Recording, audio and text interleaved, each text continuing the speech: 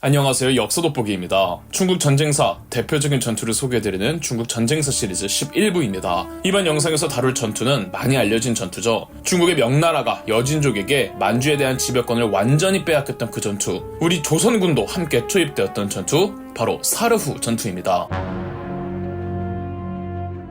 다들 아시다시피 16세기에서 17세기 부족 단위로 분열되어 있던 여진족을 통합한 사람은 누르하치였습니다. 만주의 여진족은 크게 건주여진, 해서여진, 야인여진 세 가지로 분류되어 있었고 누르하치는 건주여진 출신이었습니다. 본디 여진족의 주력은 건주여진이었으나 조선 초 세종대왕과 세조 때의 여진 정벌로 건주여진이 크게 쇠퇴하였습니다. 그 사이에 해서여진이 지나치게 성장하여 명나라가 해서여진을 극도로 경계하고 있었죠. 명나라는 만주에 대한 지배권을 여진족에게 빼앗기지 않고 우위를 유지하기 위해 여진족 각 부족들끼리 싸움을 붙이는 식으로 이간질을 하고 있었습니다. 명나라는 해서여진을 견제하기 위해 건주여진의 누르하치를 압도적으로 밀어주며 명나라의 도움을 토대로 누르하치는 자신의 건주여진을 통합하고 야인여진까지 흡수하였습니다. 그런데 명나라도 조선도 여진족들도 전혀 예상하지 못한 사건이 터져버리니 1592년 일본이 조선을 침공한 임진왜란이 발발한 겁니다. 임진왜란은 일본이 명나라를 목표로 일으킨 전쟁이었던 만큼 명나라도 일본군이 조선을 무너뜨리고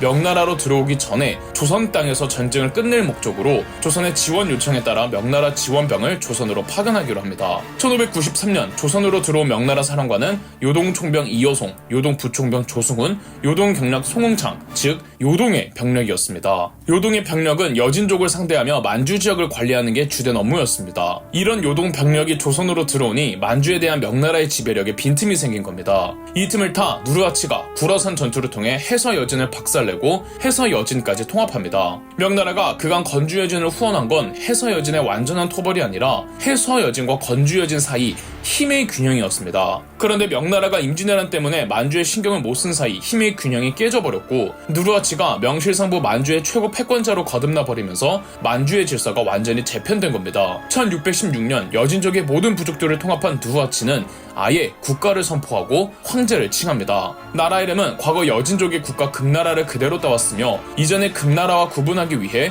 누르하치의 금나라를 후금이라고 구분하죠. 당연히 명나라는 이제 누르하치를 경계하기 시작했고 누르하치는 7대 한이라고 알려진 명나라를 공격해야 하는 이유 7가지를 발표합니다. 명나라와의 전쟁을 선포한 거죠. 1618년 지금의 중국 요녕성 무순을 손바닥 뒤집듯 손쉽게 점령합니다.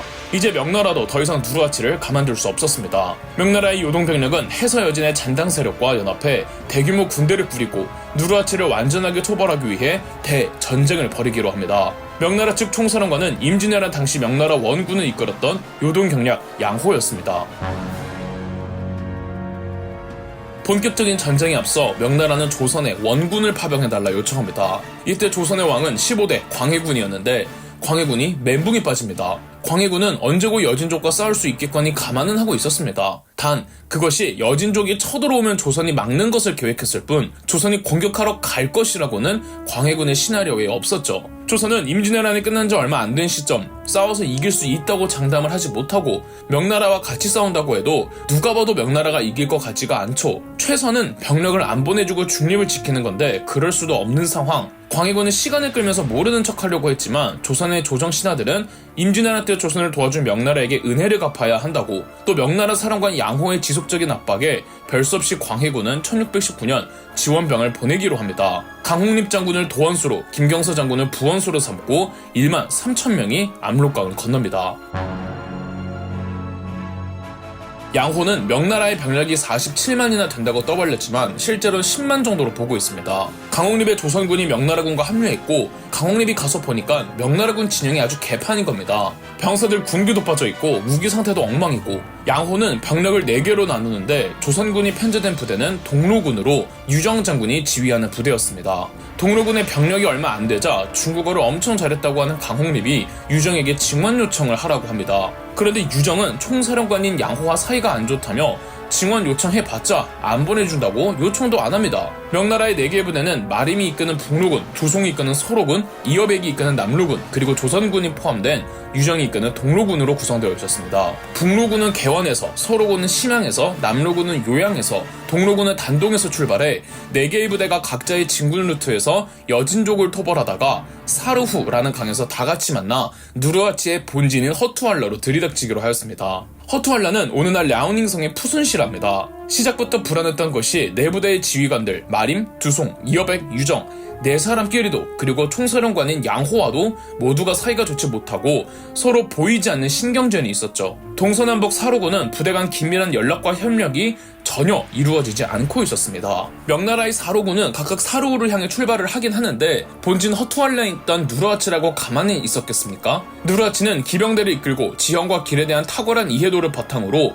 매복과 기습으로 명나라의 사로군을 차례차례 격파했습니다. 명나라군이 대군이라고 해도 랴오닝성의 지형에 숲이 우거지기 때문에 부대가 분산되어 있었고 후금의 누르하치 입장에선 상대보다 적은 병력의 기병대로 기습해서 공격하기 딱 좋았죠. 그리고 누르하치는 명나라군이 집결했을 때부터 지속적으로 척후병들을 파견해 명나라의 일거수일투족을 감시하고 있었고 명나라의 진군 시작과 진군 루트를 누르하치는 이미 다 파악을 하고 있었습니다. 누르하치가 처음 맞닥뜨린 명나라 부대는 두송의 서로군이었습니다. 돌격형 무장이었던 두송은 심양에서 떠나 집결지인 사르후로 매우 빠른 속도로 돌진했는데 가뜩이나 서로군의 출발지인 심양이 사르후에서 가장 가까웠고 다른 사로군 부대에 비해 두송의 서로군이 지나치게 빨리 도착한 겁니다. 누르하치의 군대가 명나라 사로군을 한꺼번에 상대할 수는 없어도 부대 하나 정도는 상대할 수 있었기에 누르하치의 아들 홍타이지가 사르후에 너무 일찍 도착한 두송의 서로군을 야습으로 전멸시켰습니다. 두송 또한 화살에 맞아 전사했죠. 두송의 서로군이 전멸하고 얼마 안 있어서 마림의 북루군이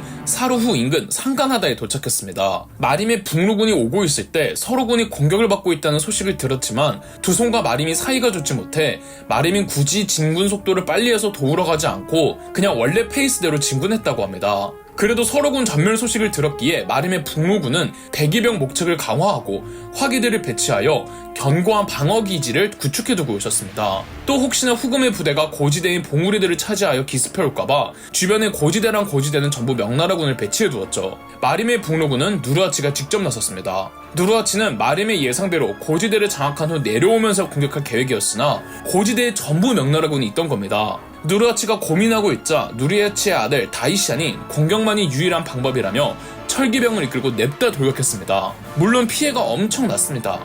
하지만 소수라도 명나라군의 대기병 목책들을 돌파하고 명나라군 진영으로 들어오자 명나라군은 화포를 적절히 사용할 수가 없었고 그 사이 누르하치는 다른 8기군의 기병대들을 지속적으로 투입하여 다이샨을 지원해 주었습니다. 결국 냅다 돌격 전술이 먹혔고 북루군은 전열이 흐트러졌으며 전장을 이탈하는 병사들도 많아지고 몇 시간이 지나니 북루군조차도 괴멸되어 버렸습니다. 마림은 도망쳐버렸죠. 서로군과 북루군의 전멸 소식에 사르후에 거의 도착하던 동루군의 유정은 진군을 중지한 채 철수하기로 합니다. 하지만 누르하치의 두 아들 다이샨과 홍타이지가 이끄는 기병대가 이 철수하는 동루군을 추격합니다. 보병 위주의 명나라였고 기병 위주의 후금군이었기에 금세 추격당할 수가 있었습니다. 동루군조차 푸차라는 평원에서 전멸됩니다. 동루군의 유정은 화약으로 자폭해버리죠. 그나마 조선군이 대포로 항전하며 가장 잘 싸운 부대였습니다. 강홍림은 살아남은 조선 병력을 이끌고 산자락에 진을 치고 끝까지 싸우지만 결국 대사를 거스르지 못하고